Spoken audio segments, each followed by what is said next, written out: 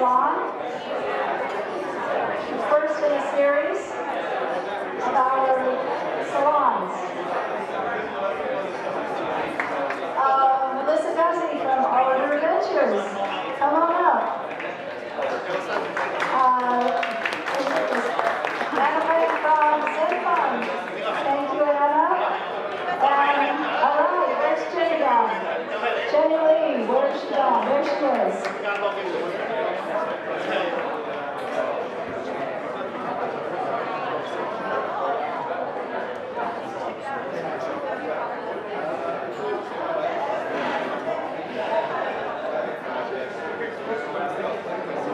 So tonight we're going to hear from Jenny, Anna, and Alyssa.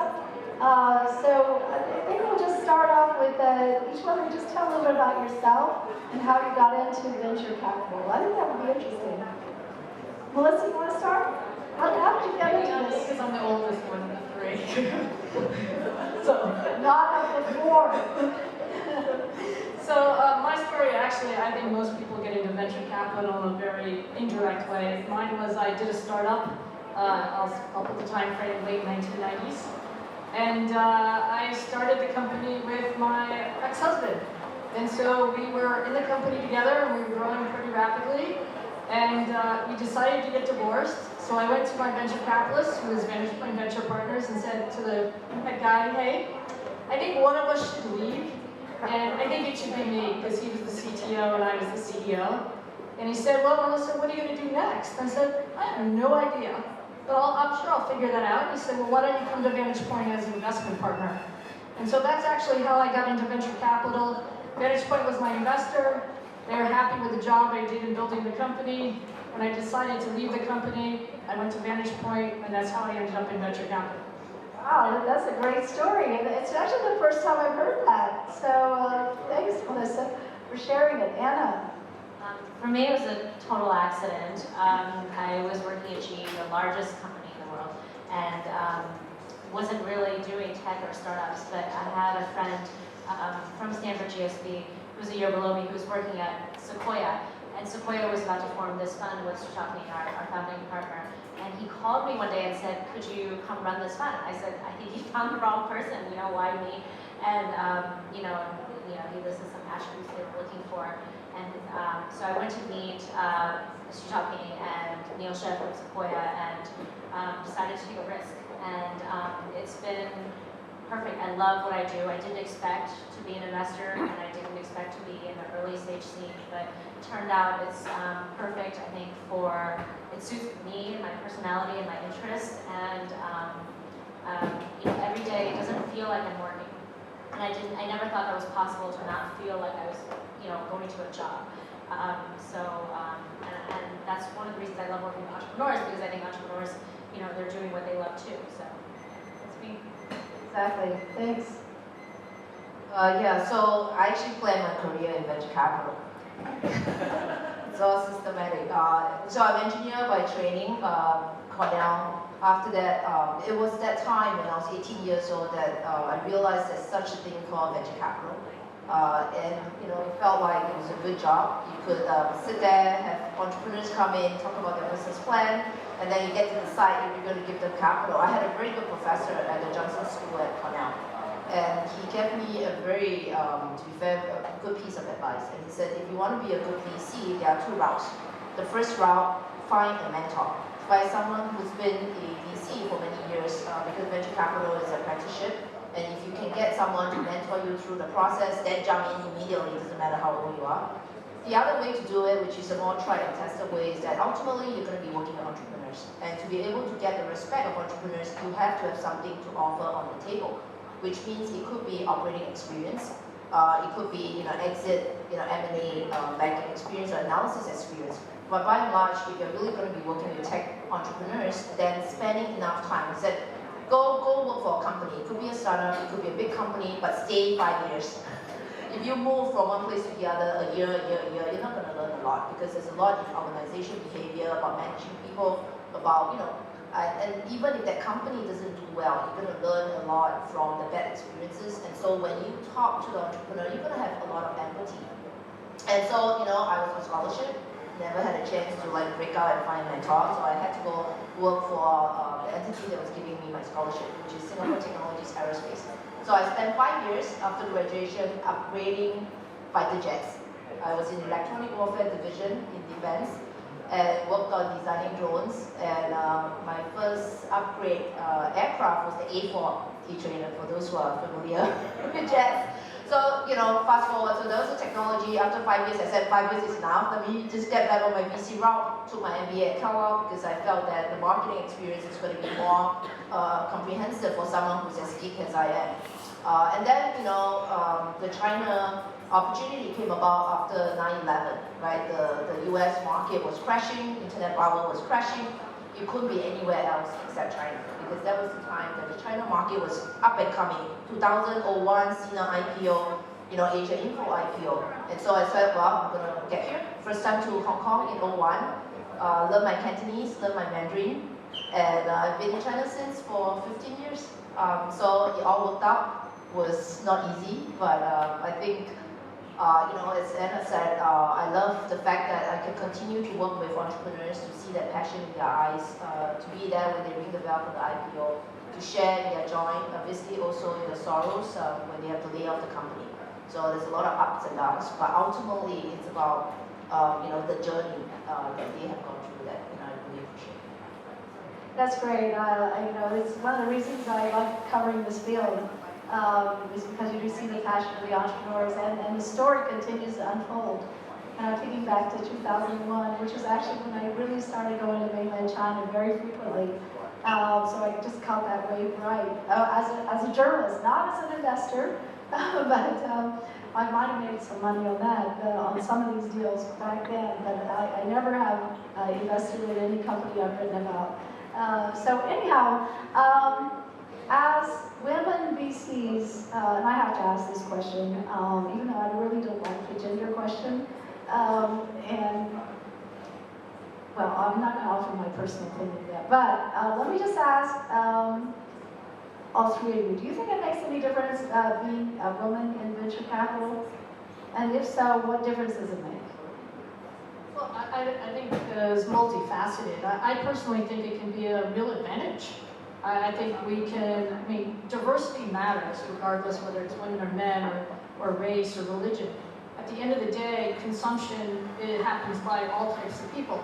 So if you're in a male partnership and they all are the same with the same background, when a new idea comes about, I don't think the idea can be necessarily completely evaluated for its potential. So I think diversity matters a lot, and I think being a woman, you can use it to your advantage, or you can sit and complain by the fact that only probably 5% of women, venture capital partnerships have a woman who actually sits on the investment committee. And I've always looked at, I was the first woman partner at Vantage Point Venture Partners in 2000. I think today it's improved, although not substantially. I think we need a full ecosystem. We need founders, we need VCs, but more importantly, even on the gender, it's about diversity of thinking that's really important in the decision-making process, because the world is changing so rapidly. I totally agree with most of it. It's about diversity, and I think in China, I just heard a stat today, 20% of women on investment committees versus 5 or 6 in the U.S. is what they said, which is great. The ratio is better in Asia, China and India, than it is in the U.S. And I think that's because, at least for me, we grew up with families, grandparents, grandmothers, mothers who worked, and we also have a lot more support at home, whether it's from grandparent level or sort of babysitters that are affordable, so women can continue working. And I think it's great. But I never really think about the woman versus man thing, because I'd love to say, like, okay, we understand customers better, we have better, like, sixth sense or something, but I haven't really found a role at all. Yeah, it's great that we're in the venture capital business, because part of what we do is finding that extraordinary entrepreneur who's different from the rest. So I think I want to echo what both ladies have said, but also add, I think in our business it's about having that unique competitive advantage. Being a woman, Asian woman in China, in venture capital is an advantage. because we do have a unique competitive advantage. If you are 99% of the entrepreneurs out there, and for good or for bad, most of them are guys, the founding team are guys, they want someone, the investor, who can be different, who can bring in the different opinion, who can be a shoulder to cry on if they need to complain about family life. It's hard for them to tell their fellow male co-investors or directors as well. So that's how I think about competitive advantage. It's very hard to be an entrepreneur trying to do a startup because you're going to be faced with issues, not just operational, people, but also family, because it takes 24 hours of your day trying to dedicate to this. And has VCs who can be a long-term partner. It's not just about saying, I'm on the board, I'm going to give you this check, I'm going to give you advice. Sometimes we need to be there also. I always said as psychologists, that's what we do a lot, most of the time. So, again, that's a unique advantage. And if we can leverage that advantage, I think we can bring value to the investment that we have. That's great.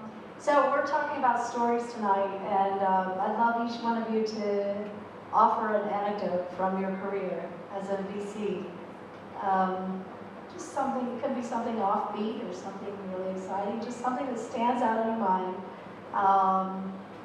that happened. And it doesn't have to be yesterday. It could have been, 5 years ago, 10 years ago, whatever. Well, I think the humility from venture capitalists is somewhat appreciated by entrepreneurs, because people can walk around and pound their chest about how everything works. That's just not the case and how it is. I mean, most of the time when companies are being built, it's like looking inside a sausage factory. You would be appalled as if you saw what's happened and how the company actually became successful. I think that's reality. So I like to share 2 stories. Well, I'll make it 3 and very quick. One, my own startup. We had gotten our first very, very large purchase order. We only had enough money to make parts. It turns out those parts were on a Korean airline that actually crashed in London, and we no longer had any parts to fulfill the customer order. And as a CEO, I had to go figure out how the heck I was going to get more money out of the venture capitalists, keep the customer happy who had bet their whole product on us. And I think these are the stories that actually happen. So what can go wrong goes wrong. My largest mistake as a VC, we had a company, we turned down Apple for exclusivity for the iPod because we thought Sony was going to beat them. So, first mistake. Second mistake, same company, same board. Seagate tried to buy the company for $250 million. We turned that down and we got sued the next day for patent infringement, and then spent $27 million trying to defend the company. So, with that said, I hid under the partner's desk for about 2 years after that, until I had enough guts to bring another deal forward. But with that said, I think our most successful transaction at Vantage Point was clearly Tesla Series A. Everybody loves to talk about the outcome of Tesla, but I can tell you, if you're inside the partners meeting, it was an absolute disaster. They almost ran out of money twice. We wrote it down 9 months before the IPO. I actually still have the letter we sent to our LPs explaining why we were writing down the investment. Today, it's $22 billion valuation. But I think the point I want to bring across is not everything seems as it appears. And you've got to keep going every single day, not only as an entrepreneur, but as a venture capitalist. And I think, you mentioned empathy. Empathy is very important, and I think you can only understand, you have to understand what entrepreneurs are going through to be able to communicate with them, get them to understand, here's some other options. But, humility, in my opinion, is a big part of being a VC, and I think most entrepreneurs actually appreciate the real stories that happen and the fact that you actually understand and can help them through those issues. Thanks.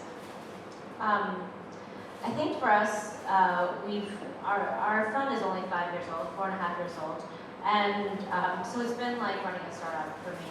And a lot of times, I think our fund is actually more like a company, in the sense that we've had to build a team from 1 to 40. We also have to go fundraise. We've fundraised 4 times already, I feel like I understand entrepreneurs when they're going to fundraise, because sometimes you don't know if someone's going to give you money, you think, and then you're playing things off each other, and there's a little bit of worry. So I think sometimes entrepreneurs don't realize that we're also in a similar spot. And with entrepreneurs, the biggest the hardest issue I see them struggling with is founders. I mean, in sort of team building teams and HR issues. And honestly, we have that in our funds too. You know, I mean, luckily it's been fine. But you know, when you're hiring so many people, some people weren't a good fit, so you have to let go. And it is kind of a startup, I think. And for us, it's been the strategy. You know, we've done a lot in media as well because we have celebrity founders. So you know, we've thought a lot about how to leverage their public market influence to help us get the best startups.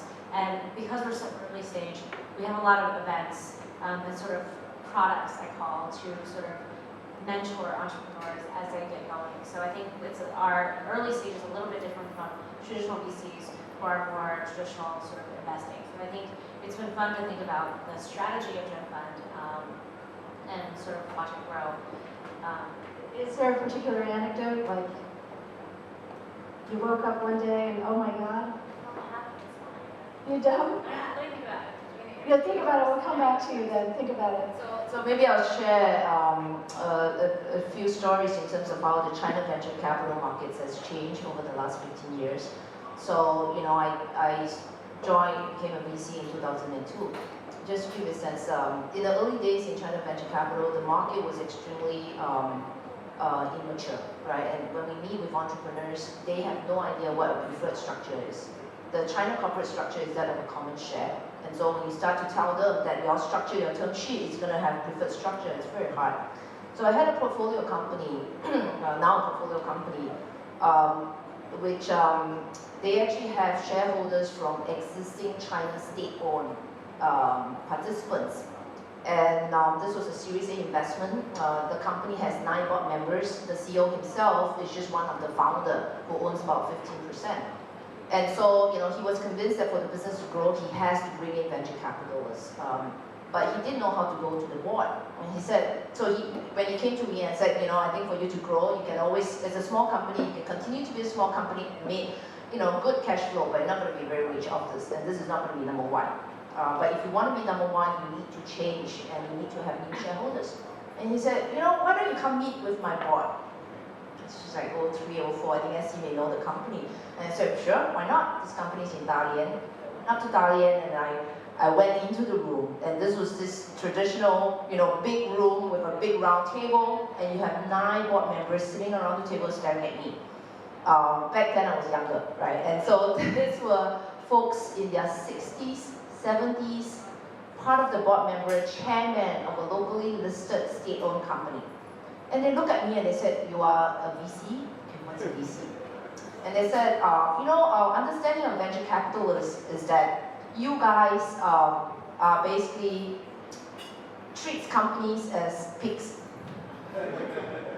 And this is done in Chinese, right? So they said, you know, we understand that you will grow your pigs, and then when the pigs grow up to be a certain size, you're going to slaughter them and send them off. That's their interpretation of VC. And they said, but for us, we're different, right? We're in China, we take care of our portfolio companies, and we treat them as babies.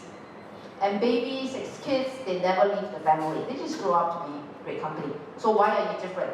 How can you convince me that it's time to take venture capital money? So this was the early days of venture capital. I stood up, went up, drew on the board, the way I would do, telling them about, you know, what VC can do, how we can change the map, how we can bring a company in China, restructure this, restructure the board, bring in the right expertise, bring in the right professional management, and then allow this company to be great. I was selling a vision. I was trying to educate very traditional folks to say, make a change. And it seems like a joke now. People always talk about VC signing term sheet on the golf course. I literally signed the term sheet for this company on the golf course. So if you want to be a VC and a lady, learn golf. So that's, you know, very early days. Now today it's different, right? Today you talk to entrepreneurs, they are very smart. They tell you, oh, you know, preferred terms, I have to be like the US, convertible bond, I can't have this thing. And so the market really has changed quite a bit. Maybe a little bit more of another story is the due diligence process. So in early 03, 04, when we look at companies in the US and we think about due diligence, we said, okay, how do you do due diligence? Most entrepreneurs are first-time entrepreneurs. There's no reference. There's no serial entrepreneur at that time where you could call and check references. 0304, we actually use private investigators, right? The common perception is that, oh, they are all fraudsters in China. You know, if you go count their inventory, they're gonna have 2 inventory, 2 warehouses. You're gonna figure out where the 3rd one is, where the book is. And so in the early days in Series A investment, we actually had to hire a private investigator to check on the CEO. And the findings are pretty interesting. We had the CEO who has changed his name, had 2 wives, and you realize that he was trading and selling his real estate. So that was the time when we do due diligence, and we had to get some of this third party to help to get enhanced data. Now today, right, fast forward 2010, 2011, the due diligence process has changed. Now when I do due diligence, it's a more fun process. I get to play poker with my portfolio companies, well, the target company, and you look at how CEOs, CTOs, and CMOs work when they play, right? The CEO is like an all-in guy, the CTO ultra conservative. But the whole due diligence process has changed from saying relying on third-party sources, which is really hard, right? It's not about this guy, to now it's a pretty fun process. So China has grown for the last 15 years, and I think that all the experiences will really help to position the market for good VC fund. Those private investigators, were they from China, the US, or where were they from? So there are private investigators from these are national firms from London, from the US. The claim to fame is that they have some relationship with the local police bureau. It's ex-police inspectors who are now part of that team. I think they're still around. Still around. It's a firm. I'm not sure okay. if they're doing good business. But. Okay. Okay, good. I was going to tell a story, but I thought maybe I'd save it for later. Okay, so part of the challenge of your job as a VC is juggling a whole bunch of things, right? And so traveling was one of them. So tell a travel story. A globe-trotting story. Like, what was the worst journey you ever did? How many hours was it? How did you survive it? What are your tips for traveling? And how do you practice? I don't know. I stay on Cathay Pacific or Singapore Airlines. It works pretty well. Okay. So you go for the frequent flyer miles on one airline? I travel, let's see, I was in Hong Kong going 134 days last year, traveling the rest of the time, but I have to say I haven't had too many horror stories over the last 10 years of, I probably logged 150,000, 200,000 miles a year. It's been actually okay. I stay off United. You may want to try that, Rebecca. I don't go United either. Does breast pumping on airplanes all the time? That would be a challenge. I feel like, I'm pregnant with my second now, but my first one, I travel mostly to the US, very little around China, and sometimes to Hong Kong, because most of the startups come to Beijing, but when you have to breastfeed for months, and I'm always sitting there, and when the person goes to sleep, I start breast pumping. So, I don't know. Not that you guys needed to know that, but that's my horror airplane story, which is about to happen again later this year. Okay. So I hope you guys don't sit next to me. Well, I think that unlike VCs in the US, where they are mostly on the West Coast and they don't go beyond 3 kilometers of their area, in China, all of us we travel 3,000 kilometers on a very regular basis, so always on the road. I think the few skill sets I've picked up over the last 15 years is number one, always sleep. So I have no jet lag, whether I'm in the US or in China. And I think one of the most precious ability I've acquired as a VC is that when I'm on the plane, I sleep. Whether it's 2 hours or 3 hours or 10 hours flight, I sleep. And then I wake up and I'm there. I think the second part of travel in China is patience. In the early days, I would get very anxious because I'm going to miss this flight, right? The traffic in Beijing is bad, and I get all angsty up. Now I'm fine, right? I get there, I miss the flight, even if it's a day trip and I don't have luggage, I'm just going to go sleep at the airport hotel. The next morning, wake up and go. So it's fully trained my patience to a certain extent to really be calm and not be flustered because things happen. I'd rather be sleeping in the airport hotel than wait 11 hours. My worst experience was a flight from Beijing to Shanghai, which takes 2 hours. My delay was 11 hours. And I had to sit in the airport, right? So after that, I'm like, okay, get there. What's your favorite city to to visit and also to work in?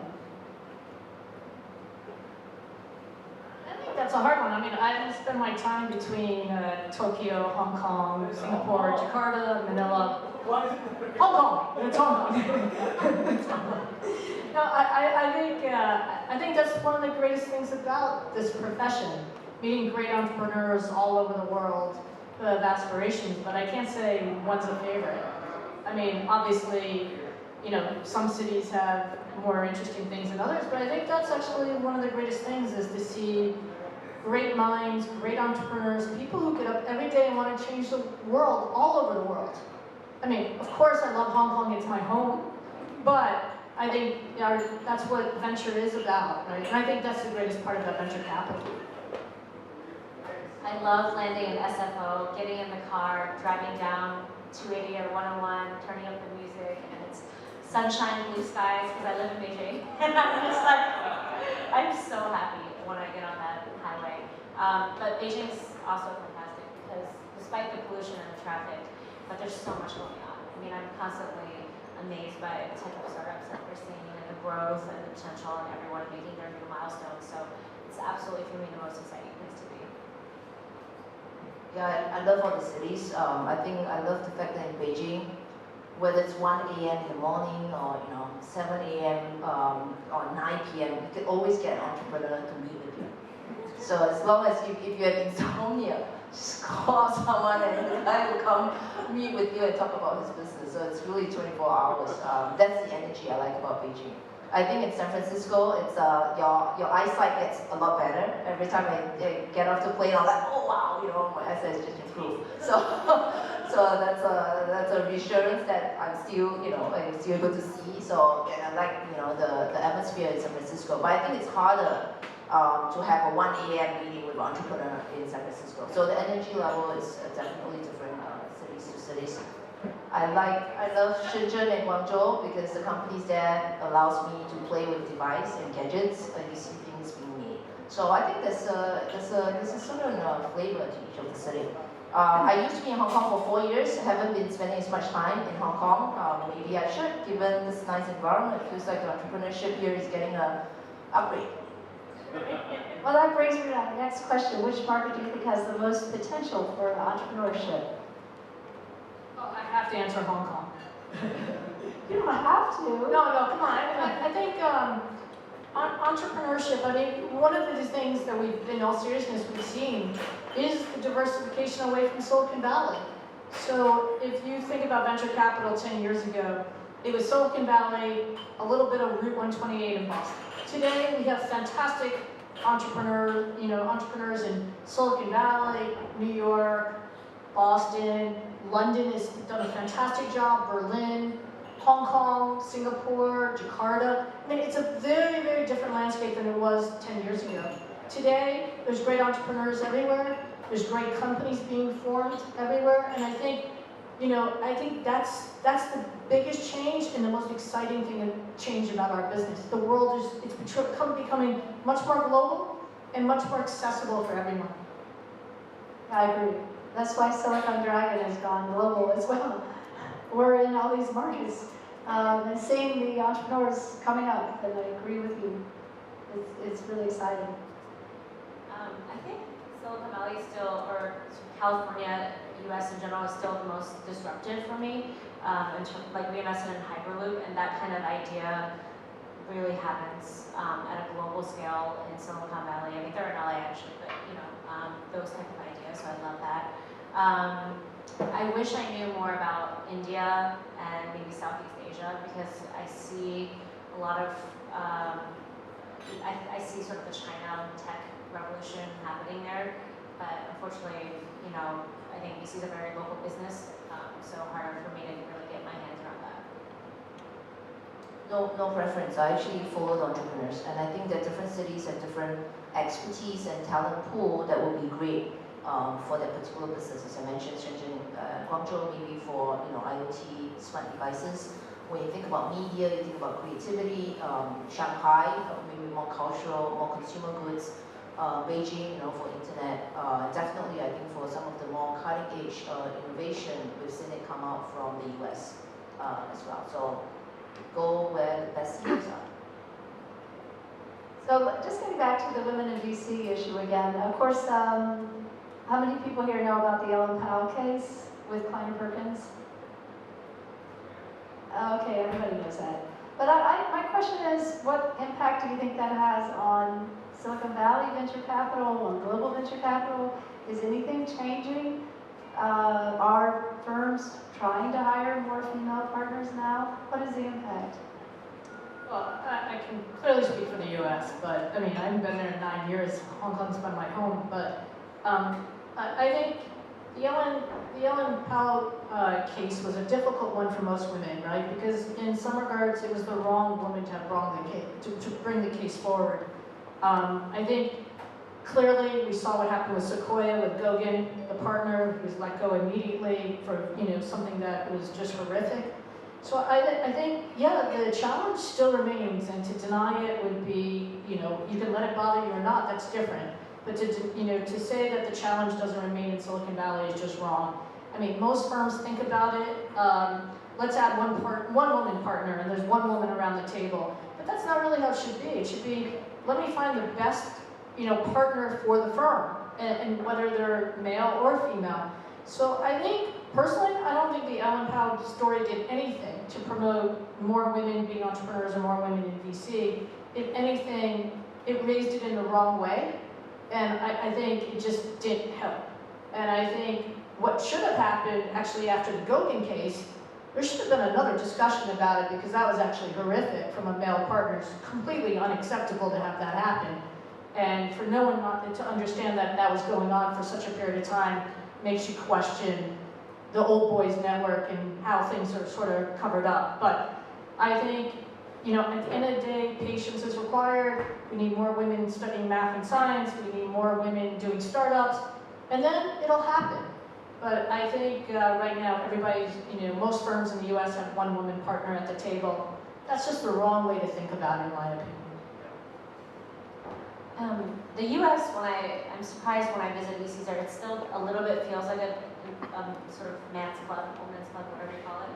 Although there are plenty of women, but I don't feel that at all in China. And I think as a young VC person, I've had so many great role models in China. Because, for example, like this one woman, Salon, with us, she has 3 kids, and she's a single mother. And so I think when I was pregnant with my first, I really looked at her and said, she can handle, she's ex-Tiger and probably has raised the most money herself as a female, well, she's the only female partner, raised like over $1 billion, and she does it all by herself, a single mother. I can't believe she can do that, and so that's been a big inspiration. And I think for women, it's always, whether you're an entrepreneur or in VC, it's always important to have various role models in your life to say that, they did it and I could do it. That's what I choose to do. Well, I think the 2 ladies said it well. In our capacity right now, as women VCs, I think we do have a role to play. I think what it does is remind us that we can make a difference. And so at GGV, I have associates and VPs, and we recruit, I would say 40% of our investment staff are women. And along with that, giving the right mentorship, allowing them to have a chance to demonstrate they can be good. This is an industry that you can have people to help you, but ultimately it's still about putting that performance and track record on the table. So having the right mentorship is important, but finding that need, that passion internally to want to do a good investment job, I think that cannot be taught. So for people who are out there who want and have that passion, and if you can find them, then I think we can do a little part to help make it better. I think it's great to hear that in China with 20%. So go China. Are each one of you mentoring up-and-comers? I mean, at Arbor, we are the only firm with 2 women partners, so in Asia. So we are 4 out of the 6 are women.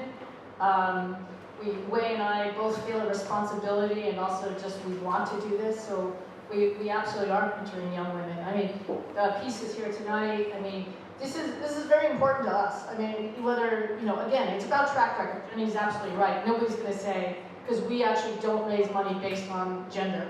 So no one's going to say, oh great, you know, 2 women will give you more money. We have to produce. I mean, we have to generate returns. But with that said, Wei and I both feel a social responsibility that we want to do this. It's important to us. We think it's important for the future.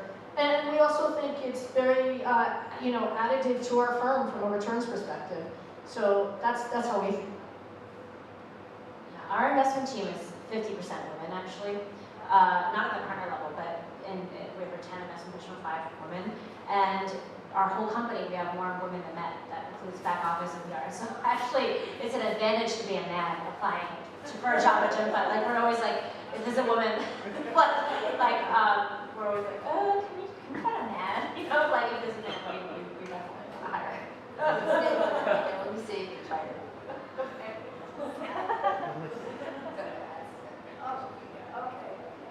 So how do each one of you deal with juggling work and life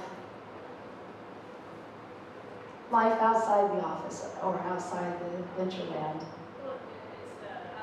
First, it's manage chaos every day. So, every day it's manage chaos, and you have to learn to, you know, put things in its right boxes. But I don't think anyone else who's an entrepreneur would have a different answer, right?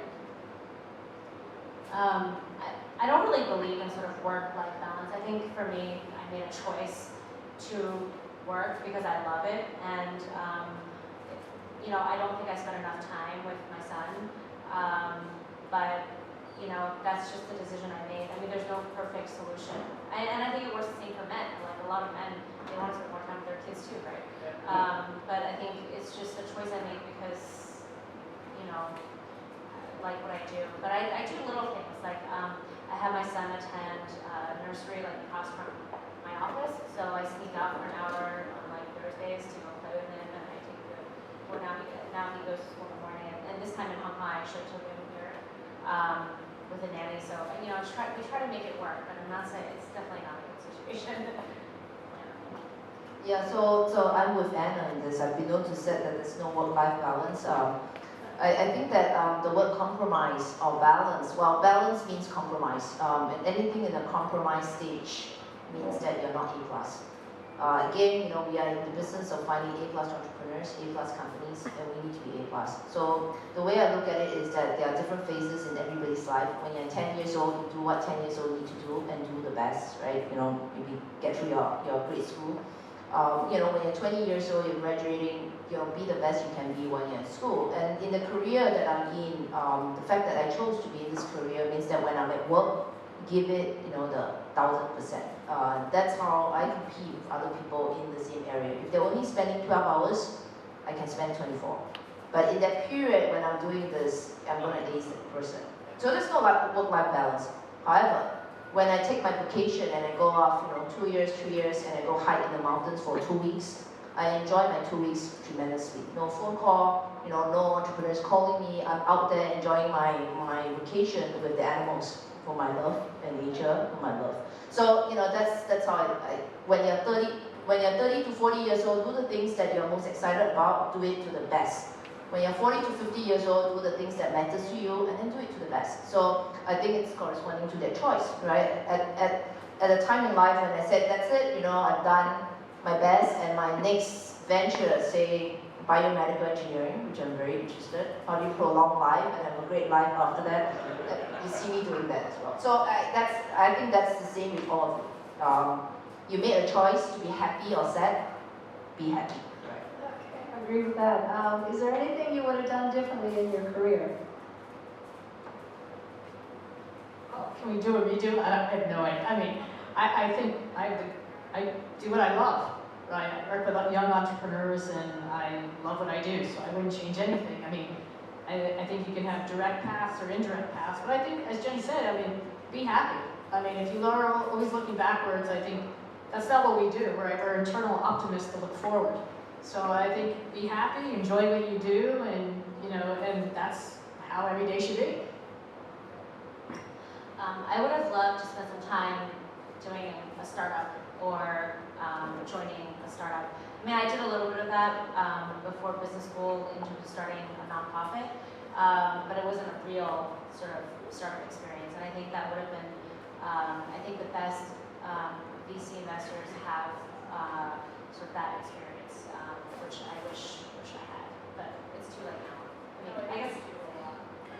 Well, I think honestly, like, I think now that I am, a mother, I don't think I would be able to, because I did think about it, would I want to start a company? And I think at this point in my life, because it is a 996 days a week type of job, and I'm making the conscious decision that I can't handle that. Although we see it's pretty much an all-day job anyway, but it's the stress is definitely a little bit different. Yeah, I wouldn't. I chose to be here. I plan to be here. So I intend to continue to do this, even whether it's part of the fund or in the personal capacity. I actually love what I do. So I'm getting toward the end of my questions. So warm up a few questions out there in the meantime. So what is the most challenging aspect of your profession as a venture capitalist? Fundraising, due diligence, deal sourcing, getting ready for board change, CEO change? What's the most challenging thing, and can you share a story related to that? Well, I think venture capital is a multifaceted job every day. So you work on one company in the morning and helping them with marketing to, being the psychologist in the afternoon and providing a glass of warm water and Kleenex, for another entrepreneur. And so you're constantly flipping back between, the company's deal sourcing, due diligence, managing the team, fundraising. But most of us, that's what we thrive on. So if we were, people who enjoyed 9 to 5 with normalcy, we wouldn't be doing venture capital or be entrepreneurs. So I think you either thrive on that or you find it exhausting and tiring. But you are constantly switching during the day, and then, as Jenny had said, you have to focus incredibly intensely, right? So you do have to find ways to relax. I personally run a lot because I don't remember sometimes when I'm running what I'm thinking about, right? I just relax. But I think it is a very intense job, and every time you're on the phone with an entrepreneur, it's about their lives, right? This really matters to them, so you have to be able to pay attention and be intense, but also find ways to sort of, get some downtime, but it is a completely full steam ahead. Yeah, you brought up, and also if you could just tell what you do is to relax, since Melissa brought that up. And just, sorry, just go back to my original question as well, which I forgot what it was now. Oh yeah, the most challenging aspect of what you do. Yeah, the most challenging is, I think for VC, for us, you're only as good as your last fund, and you're only as good as your next fund. So there's so much pressure all the time. And, internally, we always say to each other, we could be dead in 3 months. Because if you miss DD, which we kind of did, but anyways, sorry about that. But, you miss a deal and, it's kind of over. I mean, it's not really over, but it's kind of over, So I think every day, and, the challenge is we have to get our team, we want our team to be on their toes all the time and never be complacent. So I think it's just constant struggle inside. Because especially, I don't want to sound arrogant when I say it, but, we're always ranked #1 for the past, few years. And when you're #1, it's really easy to take a step back and want to just relax a little, but the minute you do that, someone else is hungrier than you, and they're just going to catch up. So internally, we always say, act like you're number 15. And at the angel stage, it's really about staying creative too with our programs. At least for us, we think. So we try to act like we're 15 and come up with creative strategies to stay on top. And I think that's really, really tough. Okay, good. And what's your means of relaxation? She doesn't have one. I mean, yeah, I used to like to run, but not as much as you, I think. But I don't know. I need to find a new. I don't know. Used to be drawing, painting, but I don't know. I haven't had time for that. We hope you get time for that again. Well, I think that there are challenges in the business, there's challenges in the fundraising, in the daily life. But I think the part that's more heart-wrenching for me in our business is when you have to shut down a business. right? When you have to sit across from the CEO and say game over. Right? After 3 years, 5 years working together, trying the best to break the market, to break open the market on new category, and you said that's it. It's end of the road, no more cash, and he has to lay off his staff, deliver the bad news to the founders. In cases like that, it's always tough, right? Because it's you don't know if maybe the sun is going to rise the next day, and you're just 1 day too late. And so it's a tough decision. And I think in 15 years of my career, I think that's the toughest part. You can always get through fundraise, you can get our own stuff as GDV. I think those are easy to deal with. But with the portfolio, the CEOs who spend his entire life at least for the last 4 years, 2 years. So the way we do it is if he needs to, I'll sit next to him. Makes it easier if he has to lay off people.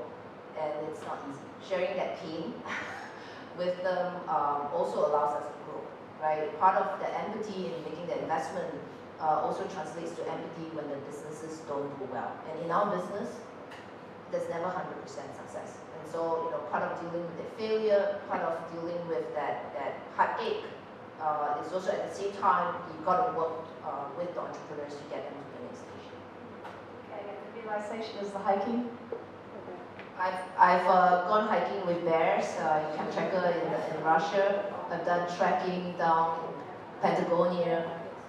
So I've been to a bunch of places where there are no showers for 14 days. Doesn't matter because there's only bears, so no one's going to see me. Yeah, that's okay. That's good. That's good. All right. I like it. Okay. Any thoughts from the audience? Okay. Thanks for your time, guys. Quick question. What are your top tips for entrepreneurs who are starting out?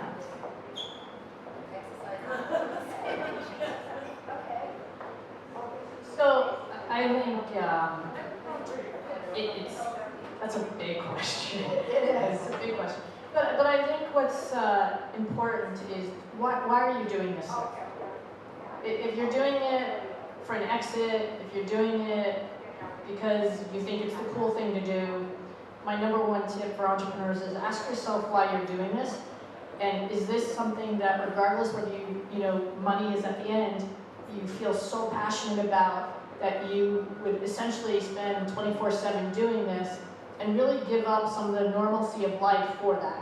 I think that's number one, because grit and perseverance and focus matter a lot. I think the one thing we haven't touched upon is the quality of entrepreneur or the entrepreneur's passion and dedication and ability then to have vision, to sometimes have to change direction, or even, Jenny alluded to, one of the hardest things is having to shut down a business. And that's a reality that's going to come. We all live, if you lived through 2001, it was like nuclear winter, it happened, trust me, right? But even now, we've seen a very extended growth period, but it's going to happen again. So I think you've got to ask yourself those questions. And for me, that's how I judge entrepreneurs. That's my number one criteria is, are they really passionate about what they're doing, or it's cool to do a startup now, it's fad, or money. Those are bad reasons in my mind. Sort of similar to that, I think we really look for authentic entrepreneurs in the sense that it has to be you who's doing this. One company that Jenny and I invested in called Red, really the fastest growing mobile commerce company in China, really.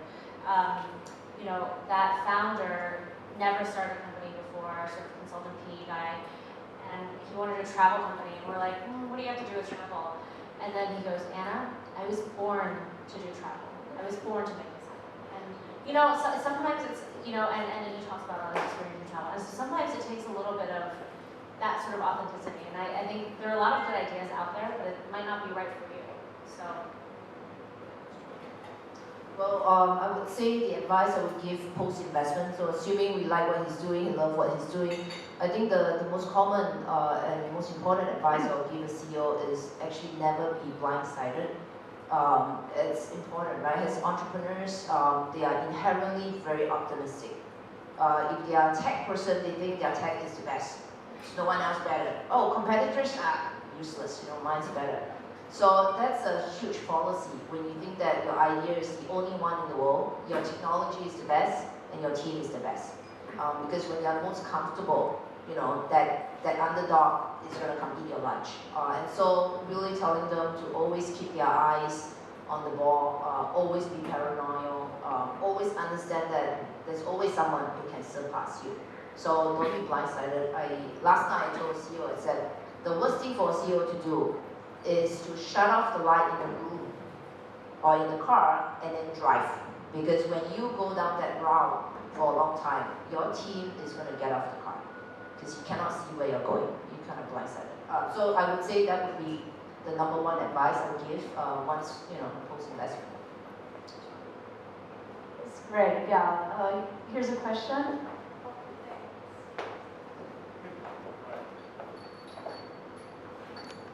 Hi. So I've got two pet peeves when it comes to startups. The first pet peeve is that some companies are just taking things from the West, plugging them into Asia, and feel sort of gravitationally pulled towards that. And I tell our portfolio companies always like, so what's different about you? Keep working on what's different, and don't just tell me that you're the best or very good at the things that are already out there. But what's different about you? What are you doing that nobody else is doing? And the second one is that there are companies who raise a lot of funding, and there is not even a profitability anywhere inside. In fact, there is a huge, huge loss leading going on. And whereas that's perhaps a good strategy in the long run, and maybe they've thought it through, I still find that it doesn't make a particularly great business case. But I would like to sort of hear your thoughts on that. Like, where do you stand on these continuums? Profitability versus, say, long-term, kind of just getting funding in order to sort of eventually figure that out. And the second one is originality versus doing something that exists. I mean, example is one of our portfolio companies. It would just be good to get, those are two things, like maybe you have thoughts on one. Yeah, so I think the profitability question is a good one. It really depends on why you spend, right? So when we look at business model in different categories, it's important to know why they spend the money in the first place and what do they get in return. I'll give you an example in mobile app. So in mobile app, and I think I mentioned this is one of my RISE panel, is that if your application or service like Uber, it's a high frequency application, and that high frequency application of booking an app would mean that you will tie your payment to that app, and over time, because you can always get your cab from this particular service provider, the business model may be that you have to subsidize to get this user in the first place. But once you get the user, the unit economics actually works out because the user will be highly retained, and in that situation you can monetize longer.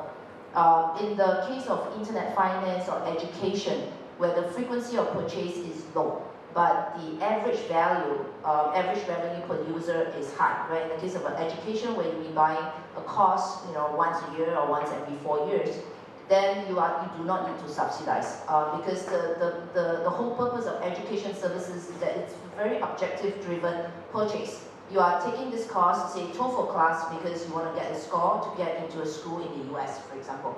And so it's not about subsidizing the user to use your TOEFL testing. It's about saying that that education service has to deliver a value proposition that gets you to the end result. And so I would pay for that service. And so that's how we would think about it. It's really not a blanket statement, but more in terms of what the company, the business model is trying to do and achieve. And if the model works out over the long term, then we are willing to come in earlier to support some of the subsidy work. Okay, that's great. One last question. Okay, the lady here. Sorry, I've got the mic. I see. Okay. Right, so this business, these entrepreneurs, they're very aggressive. This business is about leadership, strong alpha male type personalities. And you're constantly arguing with these types. They're trying to convince you, and you're trying to say no. How do you handle these alpha male CEOs? Do you shout louder, or do you use your feminine charm?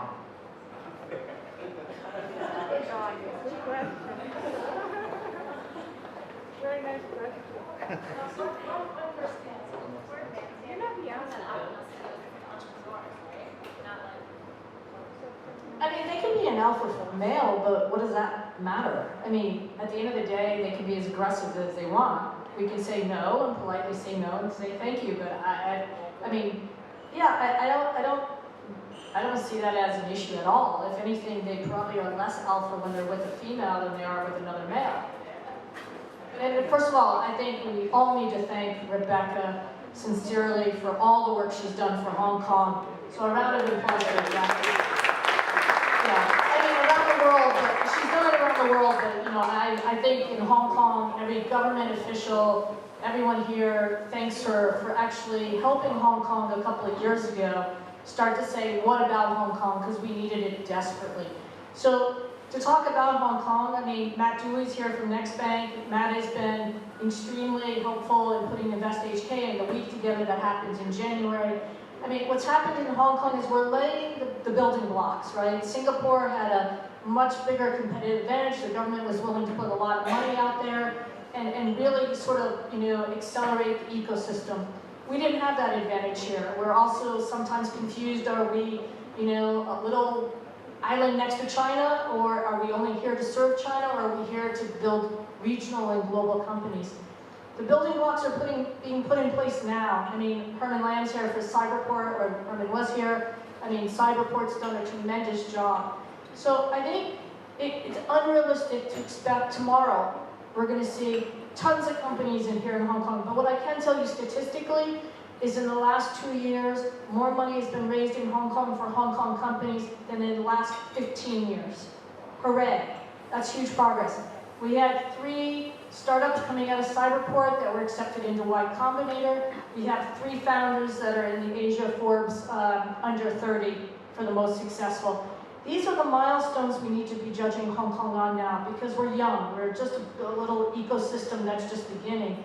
So I think laying the fundamental building blocks has been the objective. It's what we can do well. And hopefully every year we'll continue to see more and more startups coming out of the community. On Sunday, Credit Suisse sponsored the Founder School. I'll be really quick. We had 10 kids, all under the age of 16, presenting business plans. They were fantastic. And I will say I rise, I think, tomorrow or today. Today they presented. These kids were phenomenal. This is the future of Hong Kong, and this is what we need to continue to work towards. Okay, well, great. Rah, rah.